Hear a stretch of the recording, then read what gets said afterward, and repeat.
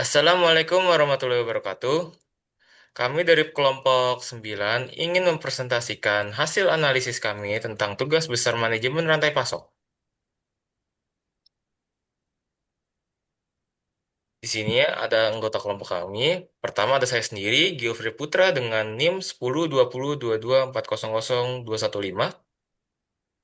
Saya Bian Zapta Ramadan dengan NIM 1020224081. Dan saya Akmal Fransiskus dengan NIM 10202224003440. Saya Kansal Mi'raj dengan NIM 10202224000253. Baik, selanjutnya ada latar belakang. Latar belakang kami untuk melakukan analisis ini, pertama, pentingnya UMKM, kontribusi terhadap perekonomian. Kedua, ada masalah SDM, pengadaan bahan baku tidak teratur dan distribusi tidak optimal. Ketiga, ada fokus penelitian coffee shop di daerah Bandung. Oke, tujuan dari penelitian ini antara lain menganalisis sistem SCM di coffee shop lokal, mengidentifikasi masalah utama, dan memberikan solusi konkret dan aplikatif. Selanjutnya akan dijelaskan oleh teman saya. Selanjutnya ada teori SCM.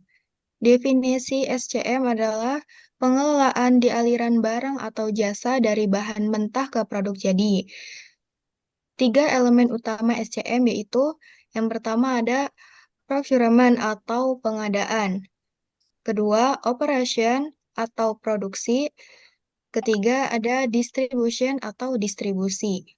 Next,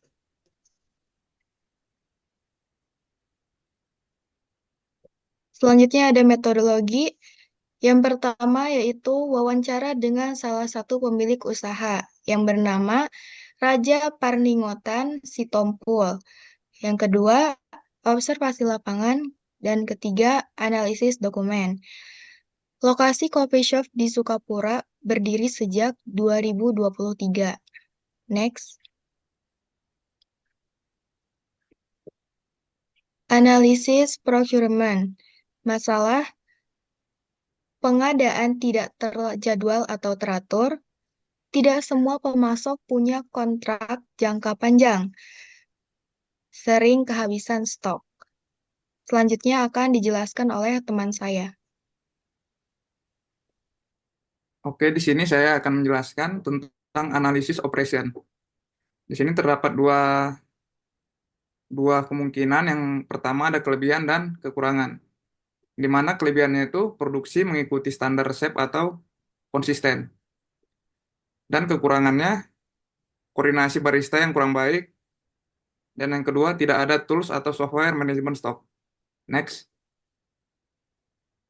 Selanjutnya di sini ada analisis distribution, di mana terdapat beberapa aplikasi platform yang tersedia. Yang pertama ada GoFood, GrabFood, dan ShopeeFood.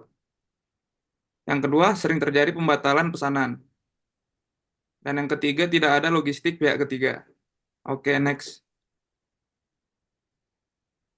Selanjutnya di sini ada diagram masalah yang terdapat dalam coffee shop merah putih tersebut, di mana ada procurement dengan skala di poin ketiga, dan operation berada di poin keempat, dan distribution berada di poin kedua. Dari sini kesimpulannya permasalahan yang paling besar itu terjadi pada operationnya. Oke, selanjutnya akan dijelaskan dengan teman saya.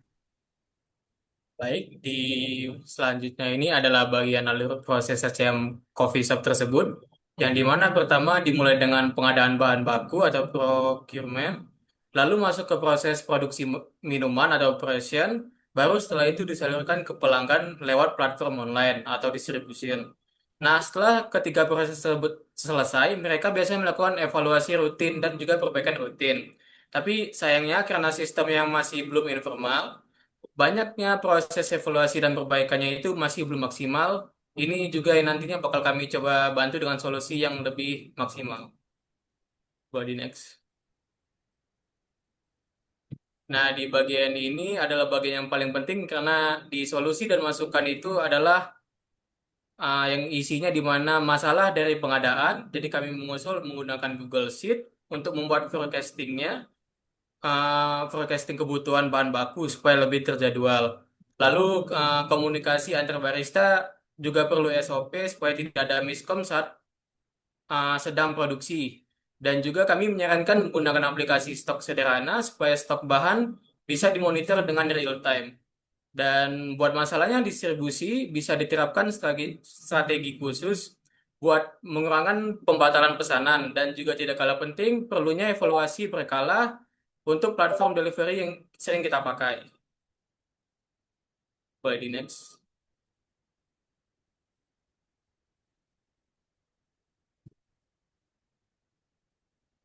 Nah, di yang terakhir ini ada kesimpulan dan rekomendasi.